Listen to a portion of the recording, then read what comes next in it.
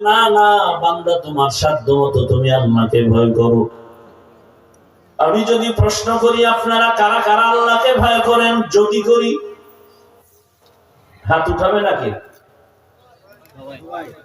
কি সবাই? একজন আল্লাহর বান্দা নামাজ পড়ে না, সেও হাত উঠায় বলবে আমি আল্লাহকে ভয় করি। আর কিছু চালাক থাকলে দুই পাও উঠায় দিবে, বলবে আমরা চার হাত পায়ে আল্লাহরে ভয় করি। রোজা রাখে না বলে আল্লাহকে ভয় করি, গাঞ্জা খায় বলে আল্লাহকে ভয় করি, রসুলের সুন্নাত জবাই দিয়ে ক্রিকেটারের গোলাম হয় বলে আল্লাহকে ভয় করি।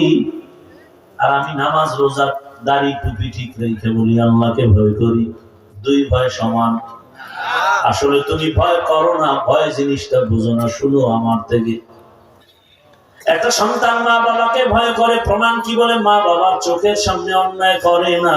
কেন? বলে মায়েদের ভয়ে। একটা ছাত্র শিক্ষকের ভয় পায়, প্রমাণ কি? বলে শিক্ষকের নজরে অন্যায় করে না। কেন? বলে মায়েদের ভয়। ঠিক এই দুনিয়ায় যেই মানুষ আমার আল্লাহকে আসলেই ভয় করবে, গলায় ছুরি লাগাবে, দাড়ির মধ্যে কোনোদিন অস্ত্র লাগাবে না। রুকু যাও সুন্নতে আহমদ কো জাবা মুহাম্মদ কে বুয়াদ নিসবত তোরা মান আহাব্বা সুন্নতি কওলে রাসূল মাজদায়ে কানা মাই হাম তুম কবু। আগামী শুক্রবার যাবেন নি? চিন্তা করে নিয়ত করলে আবার কোন ভেজাল হবে? এই আরেক শয়তান। নেক কাজের নিয়ত করুন, ঠিক আছে নাকি? আমার সেটা এখন অনুমান, টাকা না থাকলে হাঁটতে হাঁটতে যাইবে। কিন্তু হাইটে গেলে কতক্ষণ লাগবে? একদম যারা জিজ্ঞেস 1 কিলোমিটার, সে করবে 8 কিলোমিটার, যাইতে যাইতে জায়গায় পৌঁছে যাবে। চট্টগ্রাম তো নিবে না কেউ ধাক্কাই, যাত্রাবাড়ি গেলেই তো চলে গেল মাতুয়ারি। আল্লাহ কবুল করেন। ভালোবাসার সাথে দাওয়াত দিন, চূড়ান্ত ভালোবাসা। এখন তো হাত মিলাই তো সিরিয়াল লাগে না, আর আমি হাত মিলাই না, কারণ তোমার অন্তর ভালো না। তো তুমি সালাম দাও আর হাত মিলাইতে ছবির জন্য তো আমি হাত মিলাবো না। এজন্য নিচে তাকায় চুপচাপ হেঁটে আসি, আবার বের হয়ে যাবো, হাত দুইটার এমন ধরে রাখি যাতে কেউ হাত বাড়াইতে না পারে। বাড়াইলো আমি মোবাইল নিয়ে দেখি গজব। আর আমার ওখানে আসো, হাত না আমি বুকে লাগাবো। আসো, সময় জায়গা মতো আসবে না, স্থানকাল পাত্র ভেদে এভাবে। আমি তো একা মানুষ, প্রতি মাসের 2য় শুক্রবার ইজতেমা হয়, সারা রাত বসে থাকি, বাইরে একটা ওয়াজ রাখি না, সারা রাত। আসো, আলিঙ্গন করবো, শুধু না হাত না বুকে আলিঙ্গন করবো। আসো, দিল থেকে বলছি, এখানে হাত মিলাবো না। হ্যাঁ, স্টেজে যদি সুযোগ থাকে একটু সময় দেই, মানুষ হাত মিলাবে সিরিয়ালে। হ্যাঁ, নো মোবাইল ছবি, ঝামেলা শেষ নাই। আল্লাহ হেদায়েত দান করুন। আমিন। আল্লাহ বলেন আমাকে ভয় করো এবং মুসলমান হইয়া কবরে আসো, কারণ আমি আল্লাহ চাই তুমি বিনা হিসাবে জান্নাতে যাবে। আমি আল্লাহ চাই না তুমি জাহান্নামে যাইবা, কারণ জাহান্নাম এত ভয়ঙ্কর। 1 সেকেন্ডের শাস্তি সহ্য করার ক্ষমতা তোমার নাই, তুমি দুর্বল। ওয়া খুলিকাল ইনসানু যায়ীফা, আমি মানুষ বড় দুর্বল করে বানাইছি। দুনিয়াতে সূর্যের গরম সহ্য করতে পারো না, জাহান্নামের গরম কত কঠিন হবে, কিভাবে সহ্য করবা? অতএব আমার ভয় নিয়া মুসলমান হইয়া কবরে আসো। মুসলমান হওয়ার মানে হলো গুনাহ ছেড়ে দাও। পেছনে যে গুনাহ করেছি কি করব? বলে তওবা করো, মাফ করে দিব। আমি আল্লাহ তোমাকে মাফ করার জন্য প্রতিদিন দরজা খুলে রাখছি, আসো। তুমি গুনাহ করছো 50 বছর লাগায়, বিশাল বড় পাহাড়, আমার আদালতে সে যদি বলো আল্লাহ মাফ করে দাও, 50 বছরের গুনাহ একটা সেকেন্ডের মধ্যে মাফ করে দিব। আতিনা ফি দারে দুনিয়া না হাসান, আতিনা ফি দারে উকবা না হাসান, ইয়া গিয়াসাল মুস্তাগীসিন ইহদিনা লিফতিখারা বিল উলুমি ওয়াল গিনা। ও আমার যুবক বাবারা, বৃদ্ধ বাবাজি, পর্দার আড়ালের মা বোনেরা, কয়দিন আর দুনিয়ার হায়াত। কলিজার যুবক, স্কুলে পড়ো, কলেজে পড়ো, চাকরি করো, ব্যবসা করো, মনটাকে একটা কথাই বুঝাও, আর বয়ান শোনার দরকার নাই। একটা কথাই তোমার জীবনের মূল। মনটারে বুঝাইও রে মন, আমার মতো জেনারেল লাইনের যুবক, স্কুল কলেজে পড়ে, চাকরি করে, নামাজ পড়ে, আমার কপাল কেন খারাপ, আমি পারি না কেন? তোমার মতো যুবক নদীর মধ্যে মাছ ধরে, নামাজ পড়ে, তুমি পারো না কেন? জমিনে কৃষি কাজ করে, নামাজ বাদ দেয় না, তুমি পারো না কেন? শ্রমিকের কাজ করে, ফ্যাক্টরিতে, নামাজ ছাড়ে না, তুমি পারো না কেন? ও মা, আপনার মতো কত মা, কত বোন এই অঞ্চলে আছে, এখনো পর্দা করে, নামাজ পড়ে, স্বামীর মাল হেফাজত করে, নাই? ভিন্ন মা বোনেরা কেন মার্কেটে দৌড়ায় নিজের জীবনটাকে নষ্ট করলেন? আপনি তো একা নষ্ট হন নাই, আপনার আদর্শ দেখে সুস্থ জীবন নিয়ে দাঁড়াবে আপনার সন্তান। গাছ ভালো হলে ফল ভালো হবে, মা বাবার আদর্শ ভালো হলে সন্তান ভালো হবে। এরে আম্মা জান, আপনার আদর্শ কেন সন্তানকে দিতে পারলেন না?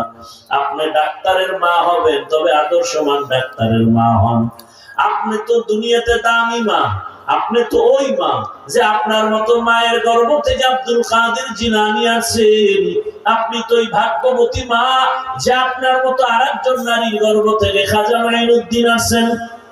সে খাজা মাইনুদ্দিন লক্ষ লক্ষ বিধর্মী ভারতের মধ্যে তার হাতে কালেমা পড়েছে, মদিনা থেকে আসছিলেন। মায়ের কাছে আনন্দ, মায়ের সামনে হাসে। মঈনুদ্দিন এত আনন্দিত কেন?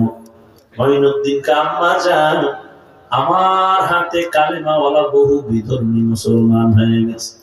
আম্মা কয়, বাহাদুরি তোর না, সব আমি মায়ের বাহাদুরি। মঈনুদ্দিন বলেন, মা তোমার বাহাদুরি কি? বলে, বাবা তুই যখন আমার গর্ভে আসছো, এক রাত ঘুমাইয়া কাটাই নাই। রাতের যখন গভীর, আসমান ঠান্ডা, জমিন ঘুমায়, পাহাড় পর্বত নীরব, জঙ্গলের প্রাণীরা ঘুমায়, গাছের পাখিরা ঘুমায়, ওই সময় আমি ওযু বানাইয়া যায় নামাজে বিছাইয়া সেজদায় পড়ে কান্না করেছি আর দোয়া করেছি, হে মালিক, আমার গর্ভের সন্তানটা তোমার ওলি হিসাবে দুনিয়ায় পাঠাইও। তুমি দুনিয়াতে আসার পর আমি ঘুমাই না, আমার বুকের থেকে তোমাকে যত দুধ পান করাইছি রে মঈনুদ্দিন, প্রায় 2 বছর তুমি আমার দুধ পান করছো, খোদার কসম এক ফোঁটা দুধও আমি তোমার মুখে বিনা ওযুতে দেই নাই। ও পর্দার আড়ালের মা, দুনিয়াতে যত সন্তান ভালো ভালো ভালো, সব ভালো মায়ের সন্তান, ভালো ভালো জেনারেল লাইনের ভালো সন্তান, ডাক্তার ভালো, ইঞ্জিনিয়ার ভালো, ওসি সাহেব ভালো, বিসিএসপি ভালো। খোদার কসমের কারণ হলো তার মা ভালো। ভালো মায়ের থেকে ভালো সন্তান আছে, আপনি আদর্শবান ডাক্তার সন্তান বানায় যায়। ওই ডাক্তার বড় হইয়া রোগী দেখবে, আজান হলে নামাজে যাবে, কোরআন তেলাওয়াত করে, মা বাবার জন্য দোয়া করবে। ওই সন্তানের জীবনটাও ধন্য হবে, আপনার জীবনটাও ধন্য হবে। এর আম্মা জান, এর বড় একটা মনের মধ্যে আশা, শখ লাগছে, কি জানি কিছু। অনেক নারীরা পার্কে যায়, কত মজা, মার্কেটে যায়, কত আনন্দ। আপনার শখ লাগছে, গেছেন, এখন ফিরে যান, তওবা করেন, আল্লাহর কাছে বলেন মনে মনে, আল্লাহ আর গুনাহ করব না, নামাজ ছাড়বো না, বেপরদায় চলবো না, স্বামীর মাল হেফাজত করব, সন্তানটাকে আদর্শ সন্তান হিসেবে দুনিয়াতে গড়ব। ও আমার যুবক বাবা, জীবনে তো মনের আশা পূরণ করে গুনাহ কম করো নাই, মনের আশা পার্কে যাবা কম যাও নাই, মনের আশা দাড়ি রাখবা না রাখো নাই, মনে আশা আছে নামাজ পড়বা না পড়ো নাই, মনে শখ লাগছে তুমি সারা রাত মোবাইল চালাবা চালাইছো, এখনো কি তোমার আশা পূরণ হয় নাই? এখনো কি তওবা করা যায় না? যদি বলো না আশা পূরণ হয় নাই, তো আমাকে বলো আর কতদিন পার্কে গেলে তোমার আশা পূরণ হবে? আর কতদিন দাড়ি কাটলে নামাজ ছাড়লে আশা পূরণ হবে? আর কত রাত মোবাইলে গুনাহ করলে আশা পূরণ হবে? এবং এটাও বলো তোমার হায়াতের আর বাকি আছে কতদিন? আজকে তুমি এখানে বয়ান শুনতেছো, আগামী কাল যদি ঘুমের মধ্যে আজরাইল এসে হাজির হয়ে যায়, মা ডাকবে 10টায়, বাবা ওঠ, আর কত ঘুমাবি? ডাকের কোনো আওয়াজ নাই। হঠাৎ মা ভেতরে আসিয়া শরীরটার উপর একটু টাচ করে দেখবে, আমার বাবা সন্তানের শরীর পুরো শক্ত বরফের মতো ঠান্ডা। মা একটা চিৎকার মেরে বলবে, আয় তোরা কে আছো? আমার বাবা আর জিন্দা নাই, আমার আম্মু বলার মতো আর কেউ নাই। বাবাও কান্না করবে আর বলবে, ইমাম সাহেব আমার ছেলেটা মরে গেছে, জানাজা না দিয়া কোথাও যাবেন না। সবার মধ্যে কান্নার আওয়াজ, তোমার আমার গায়ের গেঞ্জিটা বেলেট দিয়া কেটে কেটে রেখে দিবে। তোমার আমার ঘড়িটা আর একজনের হাতে নিয়ে বলবে, ঘড়ির মালিক আমি। মোবাইলটা আর একজনের মালিক হয়ে যাবে। তোমার আপন বন্ধুটা নাম্বার ডিলিট করে বলবে, আমার বন্ধু নাই, মোবাইলের নাম্বারটাও রেখে লাভ নাই। এবার তোমার বাবায় কাঁদবে আর বলবে, বাজারে কেউ যাও, কাফন কিনিয়ে আনো। আবার এক দলকে বলবে, পেছনে যাও, বাঁশবাগানে কবর খনন করো। আর এক দলকে বলবে, ঘরের পেছনে গরম পানি কর, মশারি টানাও। আমার বাবারে চির বিদায় দেওয়ার জন্য রেডি হো। গোসল করায়া যখন কাফনে পেঁচায় ফেলবে, যখন খানে নিয়ে জানাজার ময়দানে নিবে, জানাজা জানালা দিয়া মা কাঁদবে আর বলবে, আমার বাবারে কোথায় নাও? লোকেরা বলবে, চির বিদায়। জানাজার ময়দান থেকে কবরে রেখে রাখা হবে। যেই মা রাতের বেলা উঠা উঠা আমি ঘুমাইছিলাম, কিন্তু মা মাঝে মাঝে উঠা খবর নিছে। রাতের ঘুমের মধ্যে মা আইসা দেখে আমি মশারি টানাই নাই, মশায় কামড় দিতেছে। আমার ঘুমের মধ্যে আমার মা গোপনে মশারি টানাই গেছে। হঠাৎ বিদ্যুৎ চলে গেছে, ফ্যান চলে না, এসি চলে না। মা আইসা পাখা দিয়ে গোপনে আমারে বাতাস করছে। ওই মা কাঁদবে আর বলবে, আমার বাবারে আর একবার চেহারাটা দেখাও। আর জীবনে চেহারা দেখা হবে না। ও আমার যুবক বাবারা, পায়ে হাত রেখে বলি, তওবা করো। আর মা বাবারে কাঁদাইও না, কষ্ট দিও না। ওই মা বাবারে কষ্ট দেওয়ার কারণেই বুঝি তোমার চোখে এখন আর পানি নেই, আল্লাহ বেজার হয়ে গেছে। শিক্ষকের কষ্ট দেওয়ার কারণে আল্লাহ বেজার, তোমার কপাল পুড়ে গেছে। এখনো সময় আছে, মা বাবার দোয়া নাও। ওরে যার মা বাবা দুনিয়ায় নাই, ওর মতো অসহায় আর কি? ওরে ডানে বামে দেখে ছেলে আছে, মেয়ে আছে, মা বাবা নাই, স্ত্রী আছে, বাড়ি গাড়ি সব আছে। হঠাৎ মাঝে মাঝে এমন কষ্টের নিঃশ্বাস আছে, কি ব্যাপার? বলে, আমি সব পাইছি, কিন্তু বাবার চেহারা তো গেল, বিদায় হয়ে পেলাম না, মাকে পেলাম না। ওরে যার মা বাঁচিয়ে আছে, বাবা বেঁচে আছে, এখনো সময় আছে, দোয়া নাও। বাবারে চোখের পানি ফালাইও না রে বাবা।